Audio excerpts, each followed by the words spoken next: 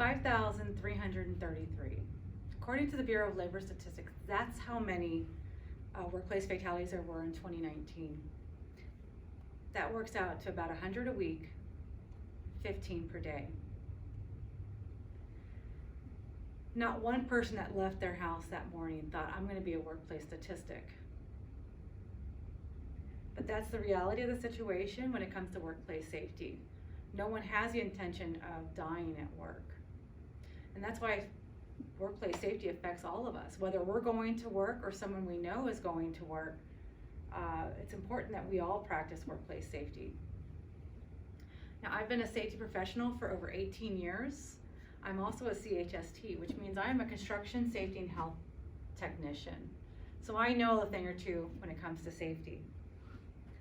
It is my dream job to be the director for OSHA.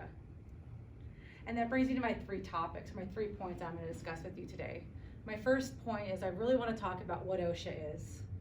My second point is who is James Frederick? And my third point is why do I want to be a safety director? Why is safety important to me? Well, first off, OSHA, if you've heard of OSHA before, OSHA stands for the Occupational Health and Safety Administration. Their mission, according to OSHA.gov's webpage about OSHA, their mission is to ensure workplace safety. They're there to enforce the standards and regulations.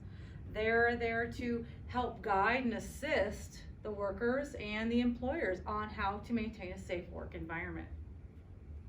OSHA came into law in 1970, signed into law by our president at the time, who was Richard Nixon, and that's all according to Wikipedia, OSHA's webpage on Wikipedia, or even on OSHA.gov about OSHA. But to prove that safety in OSHA has really made a difference is prior to 1970, before OSHA was an act, or before OSHA was in law, there was an average of 38 fatalities every single day. So 38 versus 15 today, that's a significant drop. The current director for OSHA is actually James Frederick. He is the acting assistant secretary for labor for OSHA, and he was appointed by our current president, Joe Biden. And to continue on that, on an article I read from the Rochester Institute of Technology, there was an article written July 29th by Michelle Comita. The title of her article was Getting the Job Done Right and Safely. James Fredericks comes to the position of assistant secretary with 30 years of experience. He sat on several different committees according to his bio on OSHA.gov's biography page for him. And he's really set a tone for what safety can be.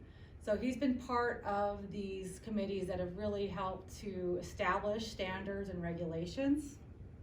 And that's where I come in, how this is my dream job.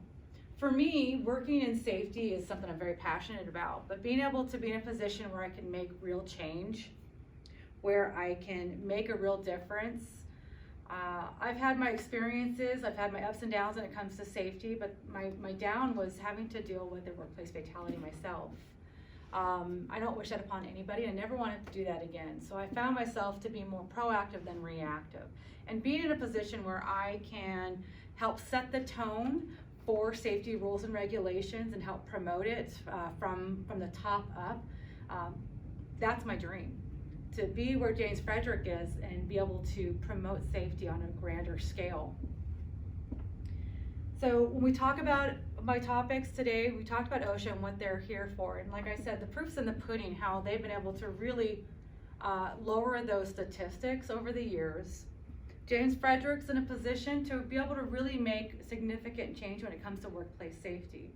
And again, my passion for that comes from my experiences over the years.